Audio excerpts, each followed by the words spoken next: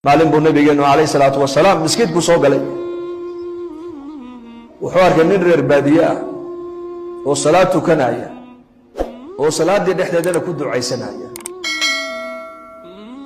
uu istaagay nabigu markaa ducadii uu dhageystay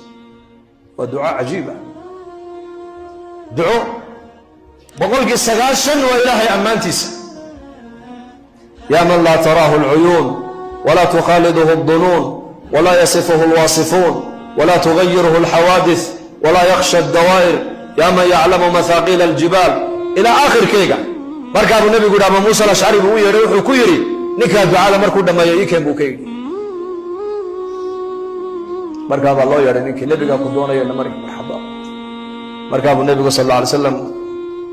غنيمة مركب الله صوب عليه وحوله مركب وقيبين أيو كيش لعاق انتو كسو نح قالب النبي نكي قعنتك غردي nin baahan oo faqiir oo reer baadiya oo kuus lacag loo dhibay ka warama saas uu qalbay uu farxay markaa uu nabigu ku yiri lacagta sababta aan ku siiyay ma garan buu kay markaas uu ha maxaad u malaynaa ku siiyay ee tolnimadii siisay markaa uu nabigu ku yiri waa runta riximkuna xaq oo ilayhi wax la isku siiyay لكن لعقت وجددا كوسي وحويان بحسن ثنائك على الله سداد هدرت الإله يا أبو أماني سي أيا كفر حب رسولته تادرت بنا كوسي يقول سداد الله هو بريس سداد الله هو أماني سي وايو مقصود في النبي هذا بيد الله كان يبقى أها إني بني آدم كإله كحرام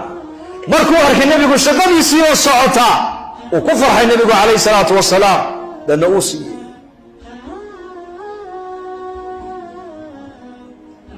تعلق إلهي دتكو أيل ليهين بنبي أكتس كوينه لعبت أكتس كموين حتى سيرة عمر وعبو طالع غنيمتي أيوم معلومات كمدة عمر دول فريستي برقاسو قيبنا يا صحابة برقاسو أركينين يرد عنكو عن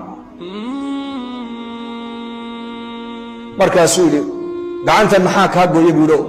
xur qasbadii halkaas ahay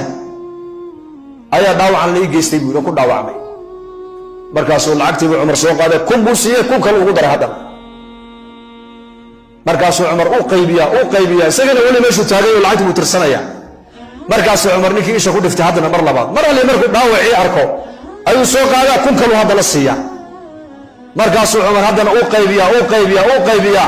markaa uu hadana isha ku dhifta halka yarka gacanta dhaawac kaga dhacay markaa uu ku kala qaado uu tiriya uu siiya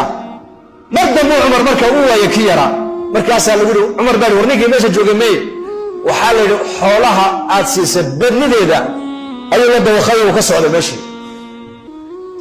wallahi baan ku dhaartay Umar ibn Khattab haduu ninka halka si joogi lahaa